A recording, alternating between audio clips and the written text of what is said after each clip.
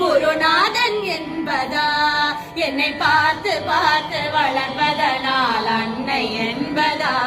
உன்னை கடவுள் என்பதா? கருணை வடிவம் என்பதா? உன்னை கடவுள் என்பதா? கருணை வடிவம் என்பதா? ஐயா ஞானதானம் தந்த உன்னை தந்தை என்பதா?